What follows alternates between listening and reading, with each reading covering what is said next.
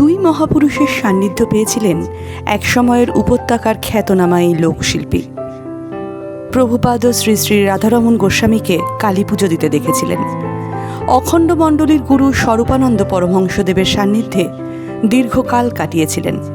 তিনি আর কেউ নন, বরাক উপত্যকার এককালের প্রখ্যাত লোকগীতি শিল্পী সঙ্গীতগুরু রঞ্জিত পুরকায়স্থ। আজ তিনি বয়সের ভারে নুব্জ, বাড়িতে বসেই এখন সময় কাটে তার। বারোই গ্রামের পার্শ্ববর্তী মৈনা গ্রামে রয়েছে এই শিল্পীর বাড়ি। বাংলাদেশ থেকে প্রথমে এই গ্রামে এসেছিলেন শ্রী শ্রী রাধারমণ গোস্বামী। তাই শৈশবেই প্রভুর সংস্পর্শ লাভ করেছিলেন এই শিল্পী। প্রভুর সঙ্গে অনেক জায়গা ঘুরেছেন, গান করে বেরিয়েছেন, কিন্তু তাকে কোনোদিন দীক্ষা দেননি শ্রী শ্রী রাধারমণ। একদিন প্রভু বলেছিলেন, তোমাকে আমি দীক্ষা দেব না, তোমাকে দীক্ষা দেবেন স্বয়ং শিব। পরবর্তীতে এই বাণী সত্যি হয়েছিল। এই শিল্পীকে শিষ্যত্ব দিয়েছিলেন স্বয়ং স্বরূপানন্দ। অখণ্ড মণ্ডলীর অনেক গানে তিনি সুর দিয়েছেন। আজও তার সুর করা গানের ক্যাসেট বাজে সমবেত উপাসনায়। এত গুণের অধিকারী এই শিল্পী আজ আর্থিক অনটনের শিকার। জীর্ণ কুটিরে বাস করছেন। সরকারি শিল্পী পেনশনের খাতায় তার নাম ওঠেনি। আজ এই শিল্পীর সঙ্গে কিছু সময় কাটালো লঙ্গাই টিভি। সামাজিক বিকাশে বারোই গ্রামেই রাধারমণ আশ্রমের ভূমিকা, 61 ভাষা আন্দোলনের সময় প্রভুপাদ শ্রী শ্রী রাধারমণ গোস্বামীর অবদান, একান্ত আলাপচারিতায় এমন অনেক কথাই বললেন এই শিল্পী। একসময় বরাক উপত্যকার শিল্প সংস্কৃতি জগতে উনার এক বিরাট নাম ছিল। এখনও এক নামে যাকে আমরা সবাই চিনি। একসময় বরাক উপত্যকার 3 জেলা সহ আমরা পার্বত্য অঞ্চল, এমনকি ব্রহ্মপুত্র উপত্যকায়ও খুব জনপ্রিয় ছিলেন তিনি। আজকে তিনি বয়সের ভারে নুব্জ। খুব একটা অনুষ্ঠান এখন আর করেন না। আমরা এসেছি উনার গ্রাম ময়নাতে। তো ব্যাপার হচ্ছে গিয়ে উনার জীবনে অনেক মহাপুরুষের সঙ্গ পেয়েছেন, কিন্তু 2 মহাপুরুষের সান্নিধ্যে তিনি বড় হয়েছেন, যৌবন কাটিয়েছেন, প্রবৃত্তে পৌঁছেছেন। এই 2 মহাপুরুষ, একজন হলেন স্বামী স্বরূপানন্দ পরমহংসদেব, আরেকজন হলেন প্রভুপাদ শ্রী শ্রী রাধারমণ গোস্বামীজিও। সম্ভবত রাধারমণ গোস্বামী বাংলাদেশ থেকে প্রথম এসেছিলেন এই ময়না গ্রামে। বারোই গ্রামের পার্শ্ববর্তী একটা গ্রাম ময়না। এই ময়না গ্রামেই বাড়ি। আমরা যার কথা বলছি উনি হলেন রঞ্জিত পুরকায়স্থ, লোকসঙ্গীত শিল্পীর অন্যতম প্রতিভু বলতে পারা যায় উনাকে। তো আমরা উনার কাছে জেনে নেব উনি যে 2 মহাপুরুষের সান্নিধ্য পেয়েছেন, এর মধ্যে একজন শ্রী শ্রী রাধারমণ গোস্বামীজিও। তো উনার সঙ্গে দীর্ঘকাল কাটিয়েছেন, কালী পূজা দেখেছেন, অলৌকিক অনেক কিছুর সাক্ষী উনি। তো আমরা একটু গল্প করব ওনার সঙ্গে, জানার চেষ্টা করব, এমনকি এটা আমাদের পরবর্তী প্রজন্মর কাছে যাতে তথ্যবহ হয়ে দাঁড়ায়, সেই জন্যই আমরা এক ক্ষুদ্র প্রয়াস। নমস্কার। নমস্কার। আপনার শরীর কেমন আছে? না, এখন একটু বার্ধক্য একটু ধরছে কিছুটা, আর নানান রকম উপদ্রব আছে শরীরে, দুর্বলতা আছে। গান বাজনা হয়? হয়, এখনও হয়। আমি ছাত্রত্র আছে আমার এখনো। আচ্ছা, আমরা জানতে চেয়েছি যে প্রথম প্রভুপাদ শ্রী শ্রী রাধারমণ গোস্বামী যুগে আপনি খুব কাছে থেকে দেখেছেন। তো প্রথম পরিচয়টা কিভাবে হলো রাধারমণ গোস্বামীর সঙ্গে? তো আমরা গ্রামে প্রায়ই আসতেন। তখনও আমরা ওই কীর্তনে যাইতাম। তা উনি যখন করতেন তখন যাইতাম। কোনো সময় তিনি কালী সাজতেন, কোনো সময় তিনি ওই কি বলে ওই যে মেয়ে সাজিয়ে যে ধামাইল দিতেন, এইগুলো দেখতাম এবং ওনার সঙ্গে গানে ধরতাম। এটা ছিল, আমার গলা সুন্দর আছিল তখন ছোটো সময়। তো আমি ওনার সঙ্গে মানে উনি জেনে আসতেন, আমি আসলেই ওনার সঙ্গেও নিতাম এবং ওনার সঙ্গে থাকতাম। উনি আমাকে খুব আদর করতেন। আচ্ছা, শুনেছি আপনি মানে যখন প্রভু পুজো দিতেন, কালী পুজো দিতেন, তখন শ্যামাসঙ্গীত আপনি গাইতেন প্রায় তো এই কিছু মানে অলৌকিক কিছু ঘটনা আপনি অনেক সময় বলেছেন, আমি শুনেছি যে পূজা দেওয়ার সময় মূর্তি মানে নাড়াচাড়া করেছে, এভাবে কিছু অনেক যদি কোনো ঘটনা থাকে তাহলে একটু বলুন তো। আমি একটা ঘটনা আপনাদের বলি। উনি প্রায়ই ওই পূজা টুজা করতে গেলে, কালী পূজা উজাত গেলে উনি আমাকে, আগে ছিল রিক্সা, তখন রিক্সার মধ্যে এসেই আমাকে ডাকতেন আমার নাম ধরে, অমুক বাবা তুমি চলে এসো। আমার ডাক নাম সিতু, তিনি সিতু বাবাই বলতেন আমাকে, তুমি এসো। আমি খুব তাড়াতাড়ি স্নান করে আমার পুকুর ঘাটে গিয়ে একটা ডুব দিয়ে কাপড় বদলিয়ে আমি চলে যেতাম ওনার সঙ্গে। তো আমার মা বলতেন, আমার মার এক ছেলে, মা বলতেন তুই খেয়ে যা, বলে আমি এখন কিছু খাবো না, আমি বাবার সঙ্গে যাচ্ছি। তো প্রভুদের লোকে আমি চলতাম মাঝে মাঝে। তো একবার গেছিলাম তার সঙ্গে, আমাদের পতাকান্দিতে ছিলেন একজন ওনার শিষ্য, ওনার নাম হচ্ছে হীরালাল দাস মহাশয়। উনি নাই, ওনার ছেলে মেয়ে কেউ নাই এখানে, মারা গেছেন। বাড়িটা আছে কিন্তু এর মধ্যে কে আছে আমি জানি না, তার নাতিপুতি হয়ে যায়, একজন দুইজন আছে। ওই বাড়িতে পূজা হয়েছিল, আমার লইয়া গেছেন। ওনার বাড়ির সঙ্গে আমার লিঙ্ক ছিল অনেক সময়, এরা আমার খুব ভালোবাসতেন। তো আমি গেলাম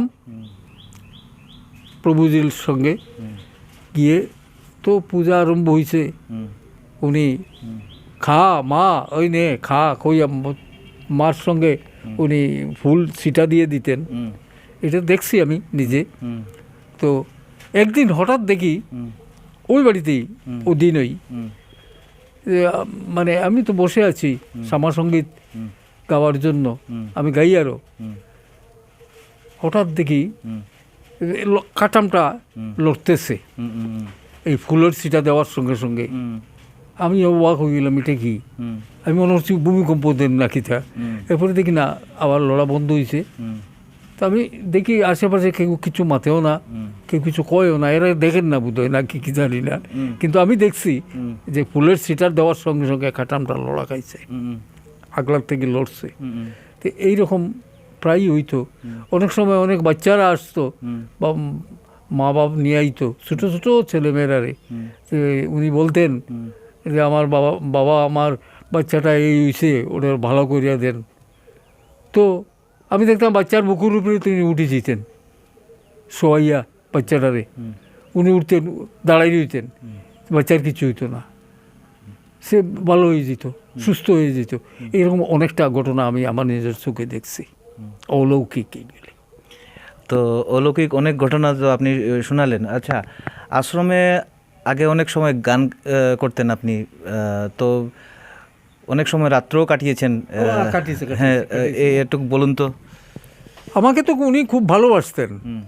তো উনি যখন আমাকে ডাকিয়া নিতেন, উনি যেখানে ঘুমাইতেন যে ঘরটায়, এই ঘরটায় পাটি পাতিয়া আমার ঘুম পাতাইতা নিচে, তাইনও ঘুমাইতা কিনা, আর গরম আছে, আমার মনে আছে এখনো খুব গরম। তে আমি কোনো আর ঘুমাই আননি, আমি খালি তো নমুনা দেখতাম কিতা করা কিতা না, এইরকম আমার একটা কিউরিয়াসিটি জাগতো। তখন আমি 7-8 এইরকম পড়ি আর কি। তো আমার একটা নমুনা জাগতো, আমার হয়তো আমি চাইতাম যে তার থেকে দীক্ষা নিতাম, তাইলে আমার দীক্ষা দিছই না, না দিয়ে কইছেন তোমার গুরু অন্যত্র, স্বয়ং শিব তুমি পাবে, তুমি আমার কাছ থেকে দীক্ষা না নিলে চলবে, তুমি স্বয়ং শিব পাবে, অমনিতেই আসবেন, তুমি নিশ্চিন্ত থাকো। আমার কিন্তু তাই দীক্ষা দিছই না, কিন্তু খুব ভালো পাইতা আমার, জানি না কি এর লেগে খুব ভালো পাইতা। কিন্তু আমার দীক্ষা না দিয়াও অন্যান্য তার শিষ্যবর্গরে যেরকম আদর করতা, তার চেয়েও বেশি বোধ হয় আমি একটু আদর পাইছি ওনার কাছে। আমি আবদার করছি, আদরও পাইছি, এবং আমি যা বলতাম উনি আমার কথা শুনতেন। তো পরবর্তীতে কথা ঠিক হলো, আপনি শিব পেয়েছিলেন? হ্যাঁ, গুরু হিসাবে শিবকে পেয়েছিলেন? আমি হ্যাঁ, আপনি বললেন যে প্রভু আপনাকে বলেছিলেন যে আমি দীক্ষা দেব না, তুমি একদিন শিব পাবে। তো শিবের মানে শিব পেয়েছিলেন আপনি? নিশ্চয়ই। তখন এর পরবর্তীকালে তো স্বামী স্বরূপানন্দ যখন আসছেন, তখন আমার মনটা হঠাৎ উথলিয়ে উঠলো। একবার আমার মনটা খুব, তখন উনি আসছিলেন চোরবাজারে স্বামী স্বরূপানন্দ পরমহংসদেব জ্ঞানদেবের বাড়িতে। তখন আমার মা বাবা সব গেছেন দেখতে প্রথম দিন, আমি আর গেছি না, আমি এখানেই আসলাম। কিন্তু ওদিন রাত্রে আমি আর ঘুমাইতে পারছি না, খালি দেখি তার ছবিটা আমার সামনে বসে। এর পরের দিন উনি আবার দীক্ষা দিবেন এখানে জানি, তখন ওই বাবা মা আমাকে নিয়ে গেলেন এখানে। তো আমি গেলাম, গিয়া তো আমি স্নান টান করিয়া গেছি সুন্দর করিয়া, তো দীক্ষার করে ঢুকছি, এখানে আমার দীক্ষা হয়ে গেল। স্বামী স্বরূপানন্দ পরমহংসদেব অত্যন্ত আমার দীক্ষা দিলেন।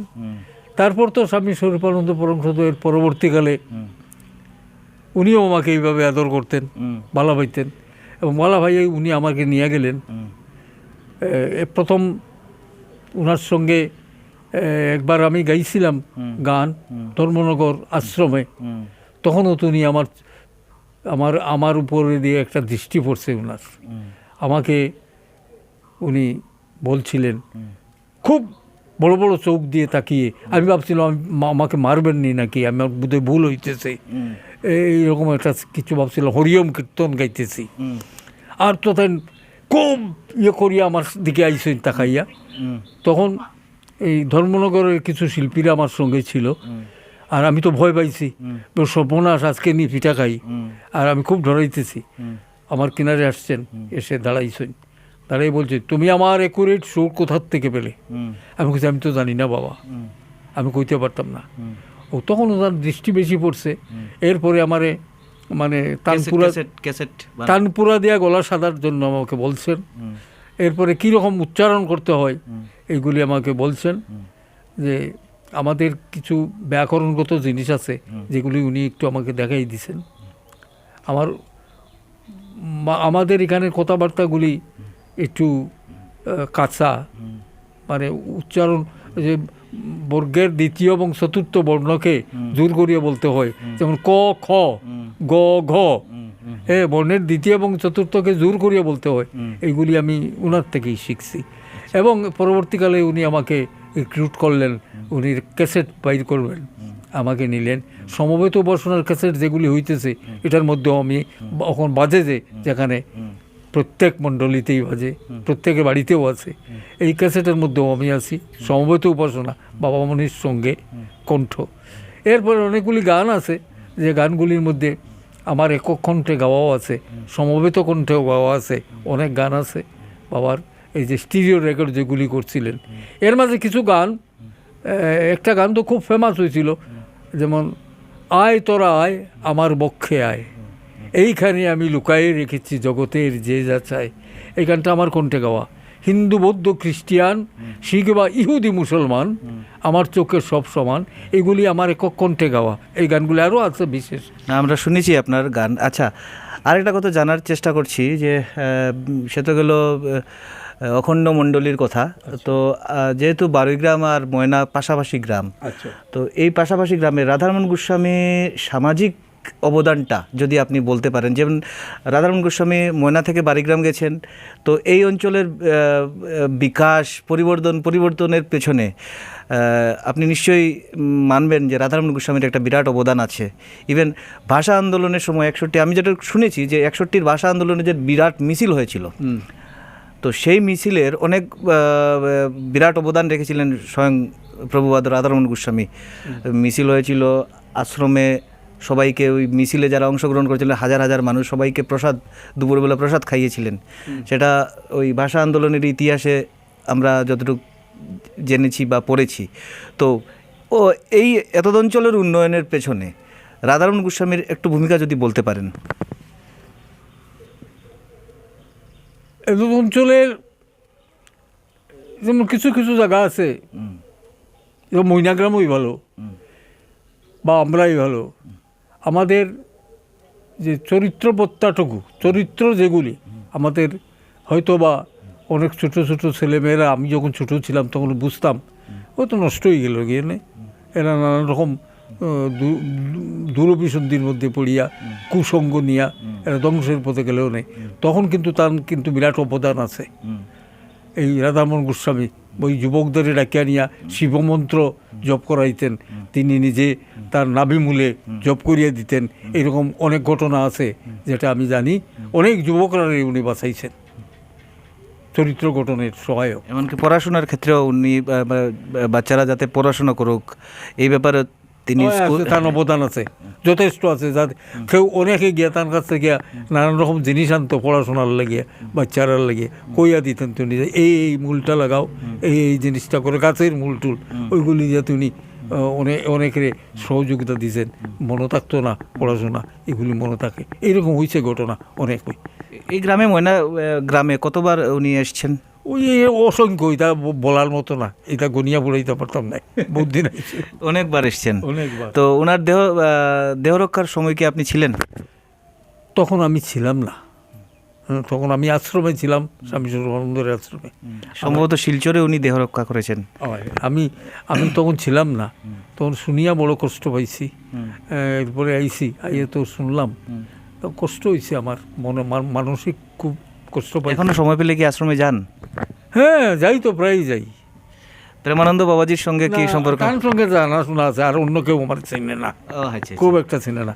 প্রেমানন্দ বাবাজি আমার খুব ভালো পাইতে, আমার চিনছইন, আমার জানোইন, এবং আমার সম্পর্কে অনেক কিছু তাই জানোই না, যার কারণে তাই না আমার ভালো হইতেন। আর কেউ আমি এরা নতুন নতুন যারা আসতেছে এরা আমি চিনি না। আচ্ছা, অনেক কথা জানলাম আপনার সঙ্গে কথা বলে। আমরা অতীতের অনেক কথাই জানতে পারলাম। এইগুলোর কথা তো আমরা তখন আমার জন্মও হয়নি। না, তো ভালো লাগলো, ভালো থাকবেন। ঠিক আছে।